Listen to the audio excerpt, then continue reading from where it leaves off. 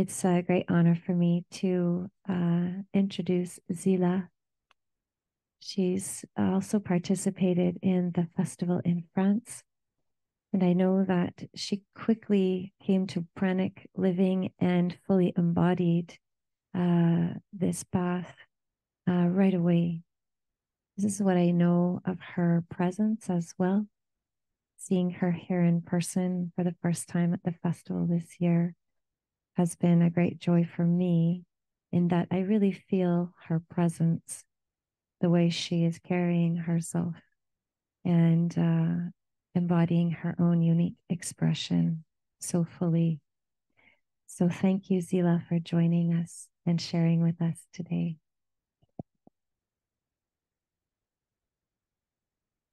Merci, Morgane.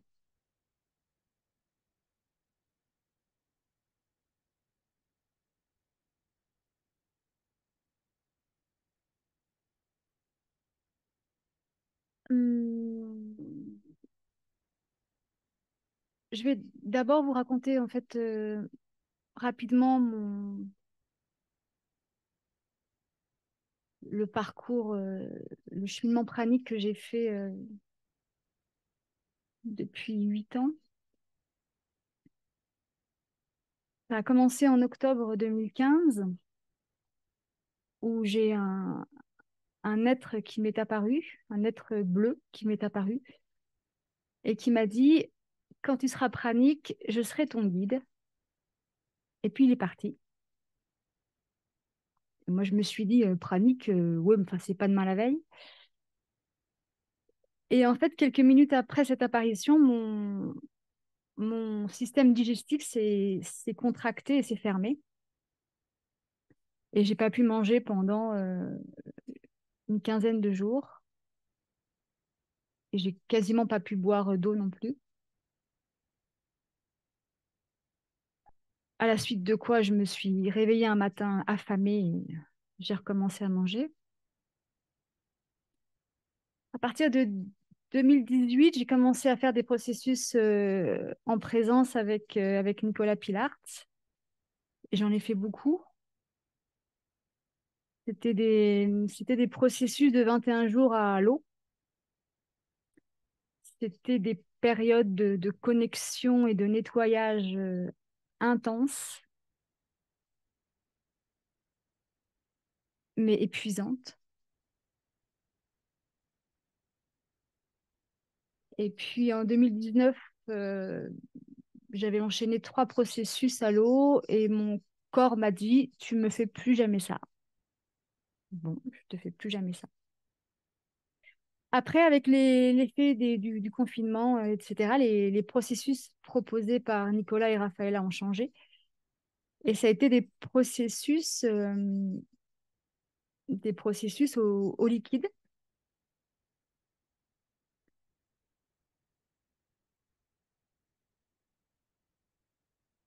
Alors là, on n'était pas dans le même niveau d'expérience, de connexion, mais on était dans quelque chose de beaucoup plus doux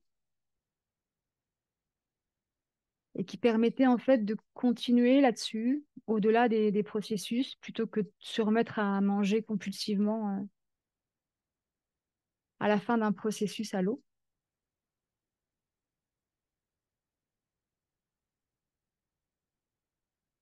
Parce qu'en fait, ce qui m'embêtait avant, c'est que je vivais très bien l'expérience du processus à l'eau et ensuite, je recommençais à manger. Donc, j'avais ma vie en processus et j'avais ma vie hors processus. Et ça s'inter... ça se pénétrait pas, ça se mélangeait pas, ça n'avançait pas en fait. Mais avancer en fait, avancer vers quoi? Euh, Moi, personnellement, le prana, j'en ai rien à foutre. Ce qui m'intéresse, c'est la connexion, c'est la communion, c'est l'amour, c'est l'intensité de vie, c'est me sentir vivante, c'est me sentir en paix. Donc l'alimentation pranique, elle m'intéresse si c'est une voie, c'est un levier, si c'est un chemin pour ça. Parce que si manger ou pas manger, ça change rien à la vie, ça n'a aucun intérêt.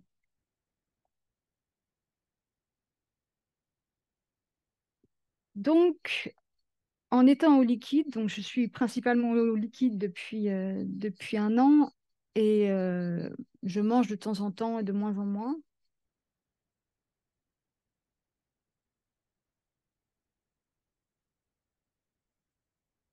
Et à côté de ça, je travaille beaucoup sur moi et j'ai découvert quelque chose que je trouve très intéressant. Pendant toute ma vie, j'ai été en proie à un sentiment de culpabilité complètement délirant à propos de tout, tout le temps. Tout le temps, je me suis sentie en tort, tout le temps, je me suis sentie coupable. Et puis quand j'étais pas assez en tort, bah, je créais des situations dans lesquelles je pouvais me retrouver dans ce que je connaissais, être en tort.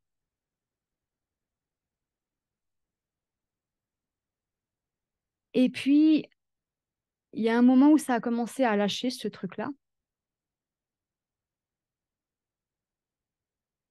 En fait, j'étais tellement, tellement idéaliste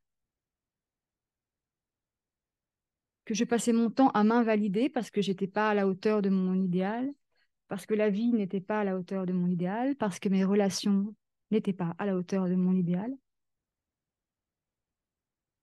Et du coup, j'étais tout le temps en train de tout juger. Et puis un jour, je suis arrivée au bout de ça, c'était plus possible. Donc j'ai changé ça avec divers outils et surtout avec une intention très claire de maintenant ça suffit. Et j'ai commencé à me renverser des seaux d'amour sur la tête à chaque endroit où je voyais que je me jugeais. Et ça a bien marché.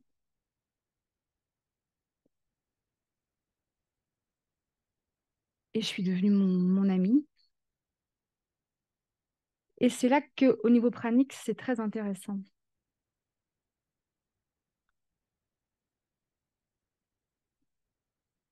Parce qu'en fait, tant que j'étais dans cet idéalisme,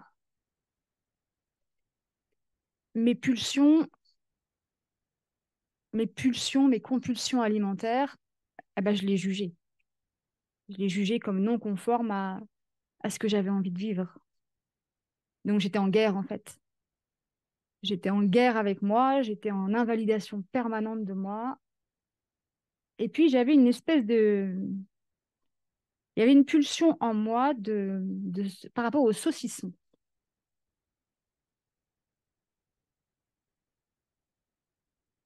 Et en fait, ce qui s'est passé, c'est que tant que j'étais en guerre contre cette pulsion, alors généralement, je gagnais moi, mais au prix de contractions internes importantes. Et de temps en temps, elle gagnait elle.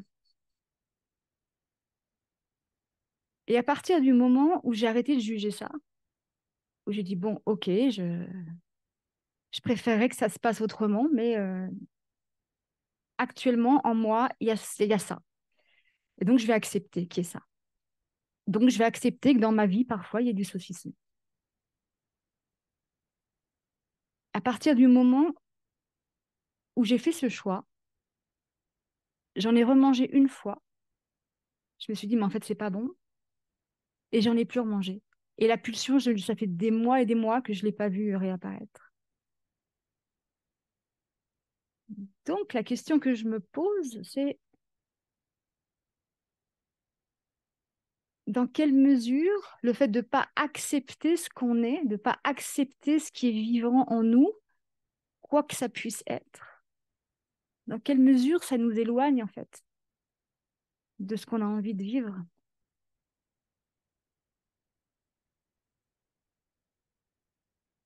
et à quel point en se jugeant,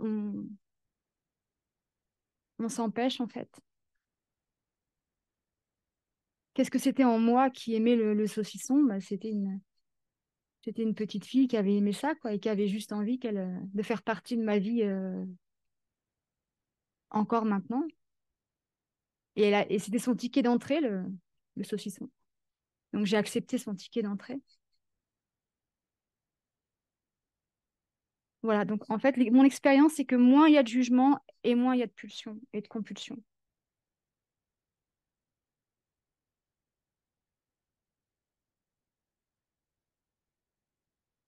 Hum. Donc je suis principalement au liquide, très très principalement au liquide et principalement au thé et avec un peu de miel. Et puis il a actuellement quelques soupes.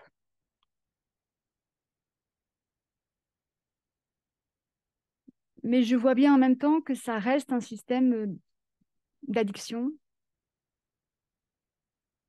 que ça continue à faire. En fait, quand on mange, que ce soit solide ou que ce soit liquide, on nourrit le passé, on nourrit des mémoires, on nourrit des croyances, on nourrit des routines. Quand on mange, on n'est pas en train de prendre des forces pour générer un avenir nouveau, pour générer un futur qui n'a jamais existé. Et ça fait des mois et des mois que je pose la question, qu'est-ce que j'ai vraiment envie de vivre?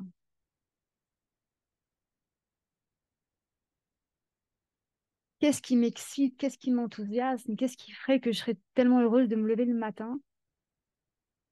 Et je pose cette question inlassablement.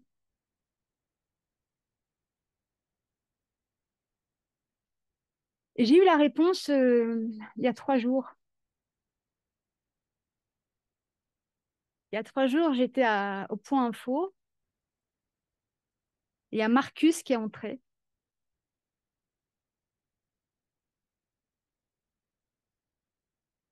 Et instantanément, j'ai vu où j'en étais en termes de présence, de liberté et d'addiction. C'était brusquement, il y a eu une clarté qui est arrivée.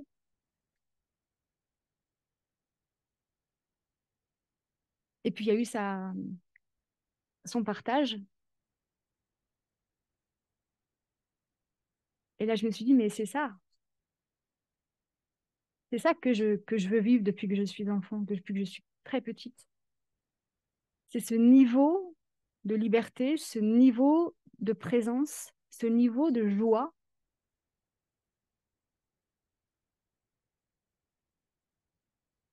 Et donc, à partir de là, j'ai mon intention qui s'est clarifiée. Tout est devenu complètement clair. Je ne sais pas comment j'arrive là, mais je sais que j'y vais parce que mon intention n'a jamais été aussi claire, aussi. Elle prend tout mon être, elle prend tout mon corps, tout est d'accord en moi. Quand j'étais quand j'étais enfant, je ne voulais pas manger et je ne voulais pas dormir. Je voulais vivre encore plus, vivre encore plus fort, encore plus intense.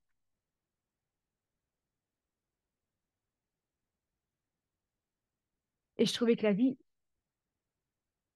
c'est pas, c'était pas ça. La vraie vie, ça pouvait pas être ça. Ça pouvait pas être cette médiocrité, ce gris, cette tristesse. Ça pouvait pas être ça. Et du coup, j'ai été suicidaire toute ma vie.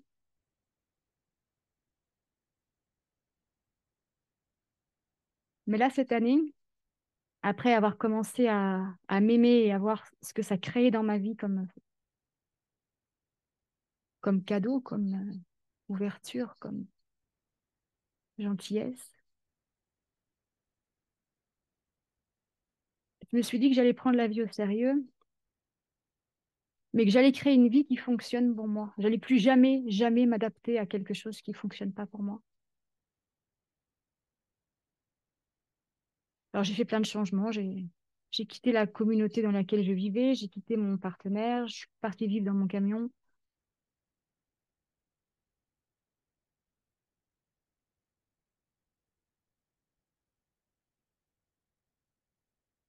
Et j'ai décidé d'honorer la vie qui me traverse.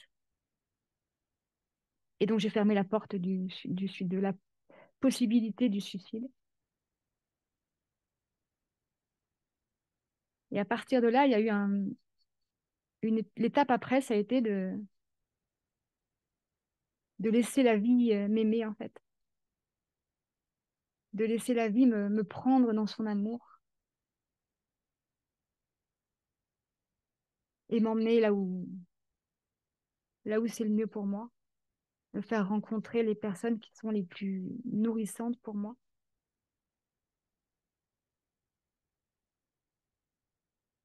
Mais dans cet espace qui est ma vie, il n'y a plus aucun jugement n'est valide, ni pour moi, ni pour vous, parce que si je ne me juge pas, je ne vous juge plus. Et qu'est-ce que je vous ai jugé, dis donc?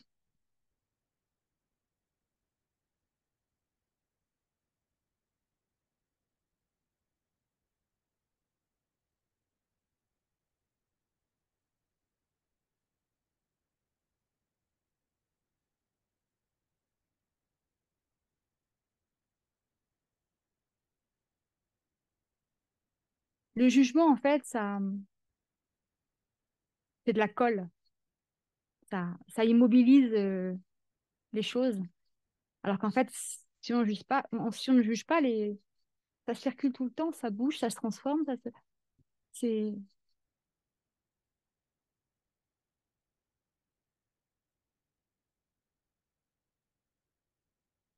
Et pourtant, on a appris qu'est-ce que c'était bien de se juger, qu'est-ce qu'il fallait juger les choses, c'est important d'avoir des points de vue, d'avoir des conclusions, d'avoir des...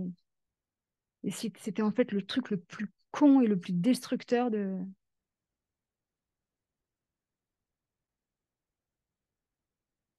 Qu'est-ce qui se passe quand on accepte d'être tout...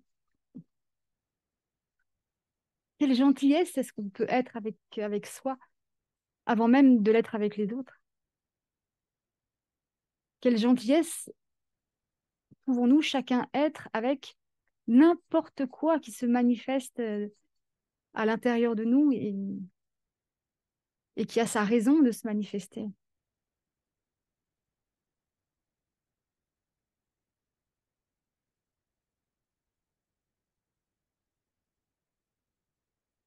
Après que j'ai pris, donc il y a un an, la décision de m'aimer, la vie, en fait, m'a emmenée partout là où je me jugeais, en fait. Donc, j'ai passé quelques mois assez inconfortables, jusqu'à ce que je remarque que, OK, la vie me disait, regarde, là, tu es en train de te juger. Alors, je prenais le seau d'amour et je le mettais. Et puis partout. Et puis jusqu'au moment où j'ai compris et ça a été plus simple.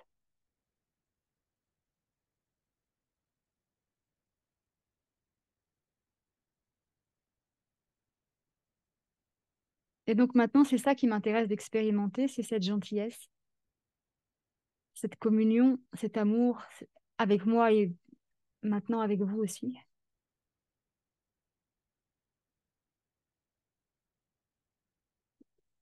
Et du coup, maintenant, quand je mange, je regarde ce qui se passe, j'observe ce qui se passe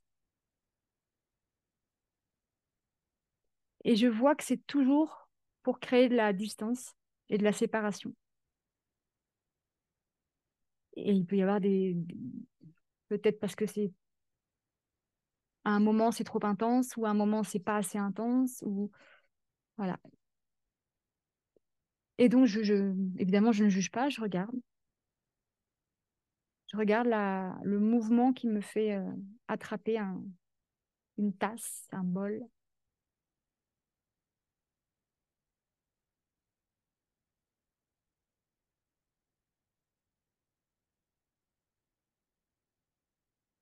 Et je suis convaincue que nous sommes en train de créer un monde complètement nouveau. Un monde de gentillesse, de communion, où chacun reconnaîtra la contribution qu'il est, la fabuleuse contribution qu'il est, et qui sera reçue par les autres.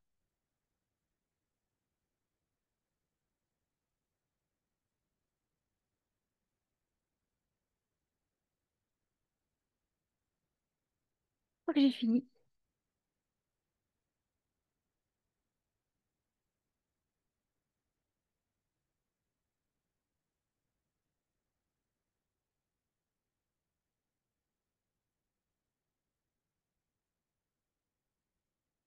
Merci. Thank you, Sila. That was very touching and moving testimony of your experiences. We can take questions now. Does anyone have questions from our live audience? I have a question online that I need to translate for myself first. So if there's a question here, please step forward. Not for now. We're making it easy for you, Zila.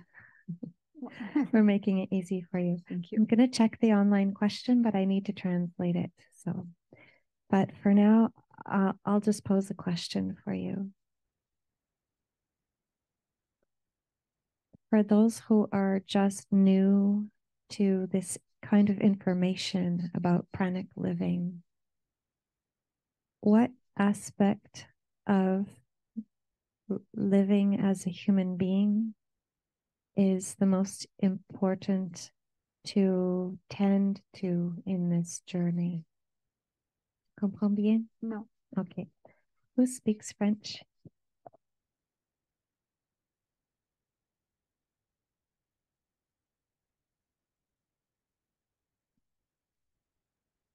I'll repeat it. Yes. In going on this experiment, this journey of pranic living, there's many aspects of our being that are shifted, changed. And approaching this, you've spoken a lot about your emotions and your body, your mind, spirit. Is there anything in particular that you feel is really useful for people to be attentive to when they're new on this journey? En avançant sur ce chemin pranique, il y a beaucoup d'aspects de nous qui changent, émotionnels, physiques, de l'esprit. Et est-ce qu'il y a quelque chose que tu peux conseiller par rapport à tout cela à des gens qui commencent maintenant, qui viennent découvrir ce chemin?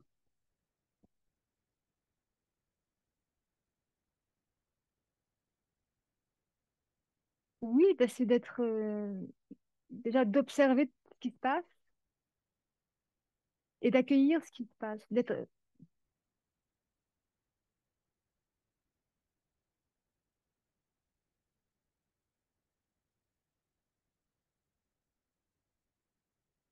de partir de l'idée que n'importe quoi qui se manifeste, c'est quelque chose qui demande à être regardé.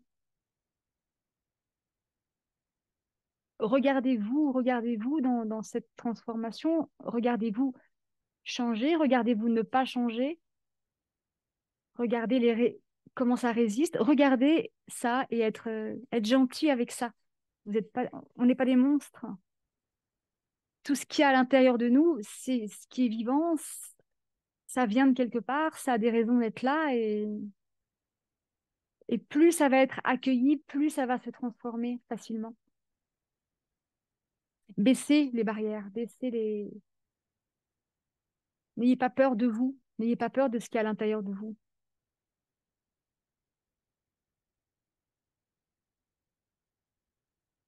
Quel émerveillement pouvons-nous être pour ce que nous sommes, y compris les parties bancales.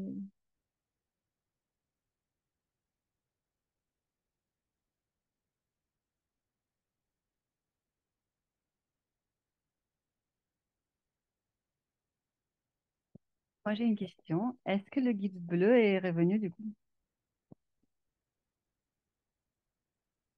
Il est revenu 2 fois. Il est revenu en février, j'ai eu un moment, quelques semaines très chaotiques. Euh, très très chaotiques et où j'ai pensé pendant quelques semaines que le pranisme, je voyais pas l'intérêt en fait. Que Je voyais pas l'intérêt d'obéir à n'importe quelle consigne, n'importe quelle. Enfin, il y avait un côté très libertaire qui se manifestait. Et, euh, et pendant ce temps-là, Nicolas Pilatz me demandait si je voulais participer au festival français puis au festival de Cocoré. Et moi, pendant ces 3 semaines-là, en fait, je mangeais 3 fois par jour. Et donc, il me posait cette question. Mon ego répondait certainement pas. Et je sentais que, bon, je lui disais que je lui répondrais plus tard. Et dans ce contexte-là, où j'étais prête à prendre un tout autre chemin, ce personnage bleu est réapparu. Il s'est juste mis à côté de moi, en fait. Il a rien dit. Il a montré qu'il était là. Et donc, comme il m'avait dit qu'il serait là quand je serais pranique et que j'étais en train de manger, je me suis dit, en fait, je ne comprends rien à ce qui se passe, mais je vais juste écouter la situation et je vais dire oui à Nicolas. Et à partir du moment où j'ai dit oui à Nicolas, je suis repartie dans une alimentation liquide et light, légère. Et il est réapparu. Et là, j'étais deux. Il y a quelques jours, où soudain, je me suis sentie portée par les aisselles. Et j'ai vu qu'il y en avait un de chaque côté.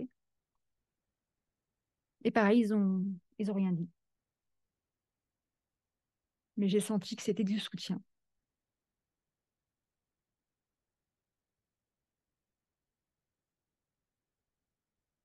Ils ont une particularité, ces hommes bleus, ils sont très grands. Ils sont bleus, vêtements bleus et visage et peau bleue. Et ils sont très minces, très élégants. Vraiment une élégance. À chaque fois, ça me sidère, quoi. La grâce et l'élégance de avec leur corps invisible, quoi. Mais visible quand même.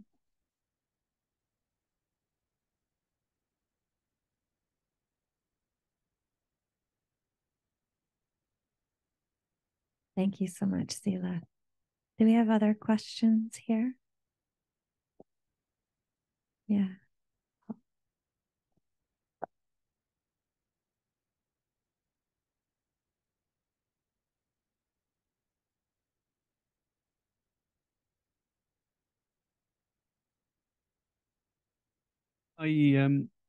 Uh, I missed a little bit. I apologize. The transmission through to the earpiece broke for a part.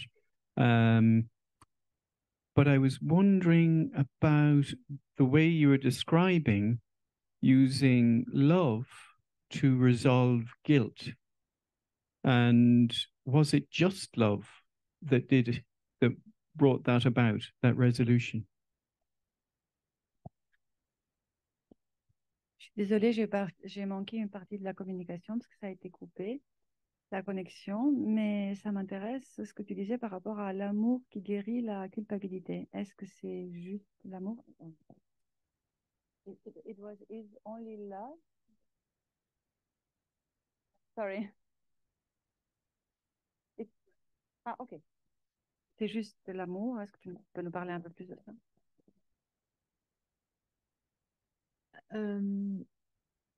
C'est surtout l'acceptation, en fait. Mais ce qui m'a aidée, c'est de partir d'une intention claire. Mon intention, c'était maintenant, je m'accepte. Et c'est parce qu'il y avait cette intention que ça a été facile. Mais après, c'était un jeu. Et un jeu d'enfant, quoi. Je visualisais un seau avec plein de cœurs dedans et je me voyais me le renverser sur la tête. C'était devenu un jeu. Ah, t'es en train de te juger là. Ah, t'es en train de. Mais le truc, c'est l'acceptation. J'accepte n'importe quoi qui est à l'intérieur de moi. Et d'autant plus maintenant que je sais que à partir du moment où je l'accepte, en plus, ça se transforme. C'est un effet secondaire intéressant. Est-ce que j'ai répondu à ta question?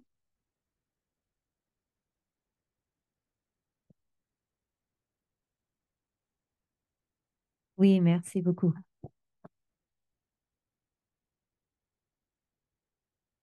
Are there any other questions from our audience here? Yes.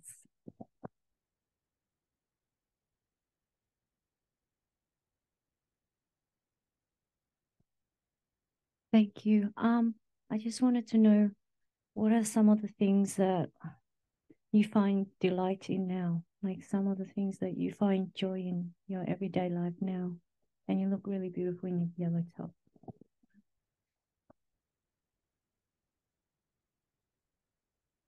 The question was, what are some things that you find joy in your life now? And you look really beautiful there in your yellow top. Tu es très belle avec ton débardeur jaune. Je voulais te demander s'il y a des choses qui t'apportent de la joie en ce moment dans ta vie. Quelles sont des choses qui t'apportent de la joie?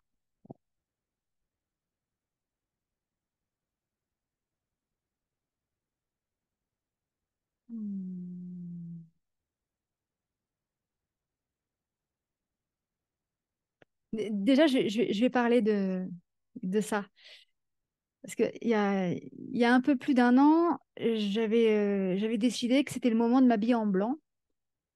Donc, j'avais acheté un grand morceau de coton blanc, et puis j'avais coupé plein de vêtements d'été. Et puis, quand j'ai commencé à voir ce qui fonctionnait pour moi et j'ai vu que ça fonctionnait pas du tout. Et du coup, j'ai pris tous mes vêtements blancs et je les ai teints la moitié en jaune et la moitié en bleu. Et ça a créé de la joie. Ça a créé beaucoup de joie. Qu'est-ce qui me donne de la joie? Ma plus grande source de joie, c'est les relations, en fait. C'est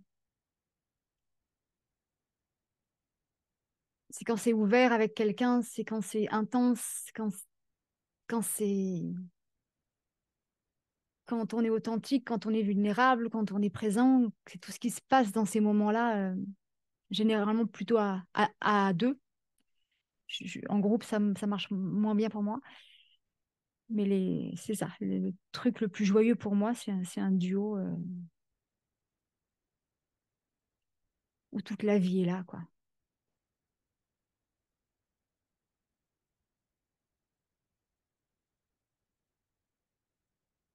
Et j'ai beaucoup de joie aussi maintenant dans ma relation avec moi. C'est joyeux d'être gentil avec moi, c'est joyeux de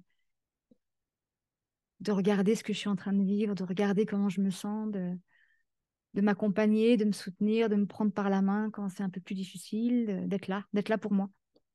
Ça, c'est très joyeux.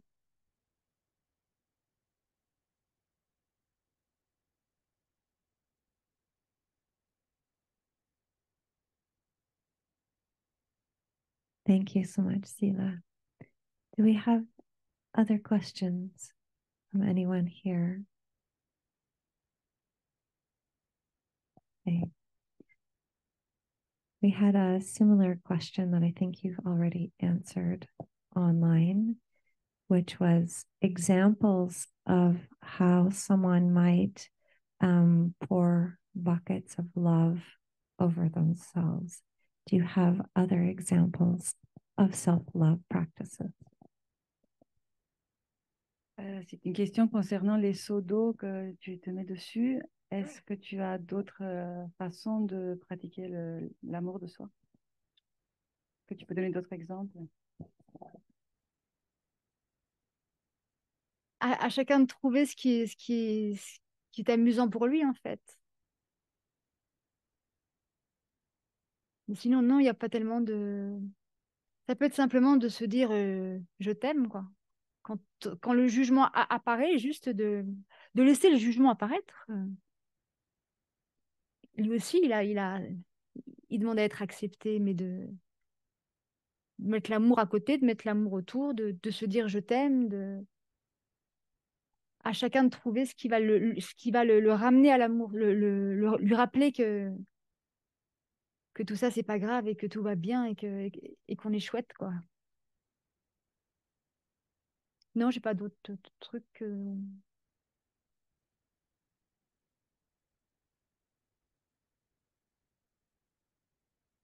Beautiful. Thank you so much, Sila.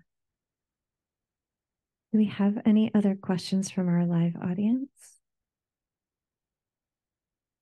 And if not, then I'm feeling complete. I don't know about you. It's your chance to pose questions now.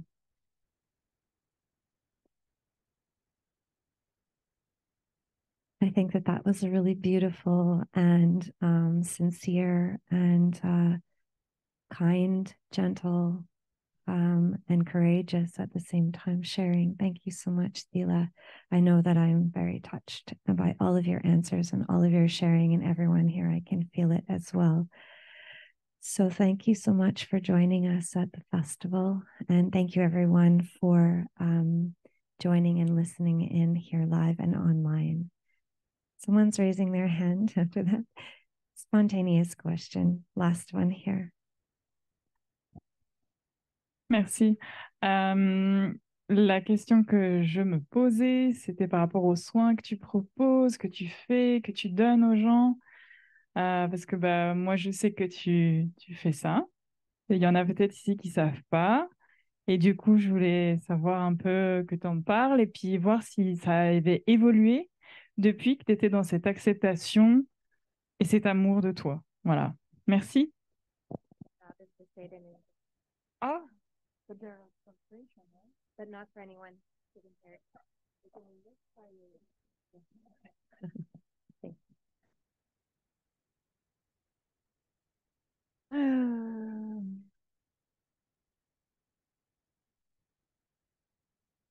Je suis pas très douée pour parler de ce que je fais, en fait.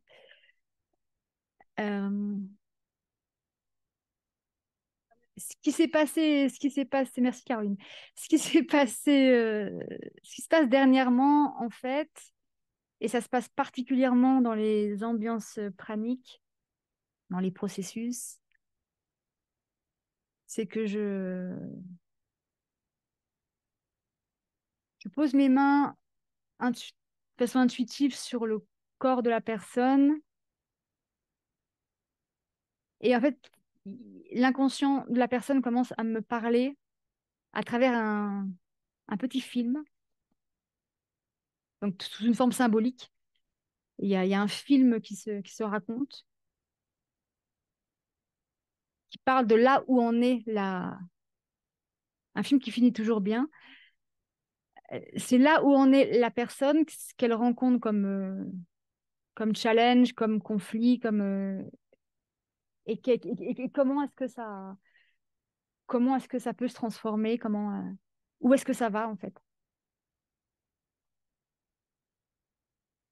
Mais bon, je sais pas comment appeler ça. C'est ce que j'expérimente depuis plusieurs mois. Mais j'en fais pas beaucoup.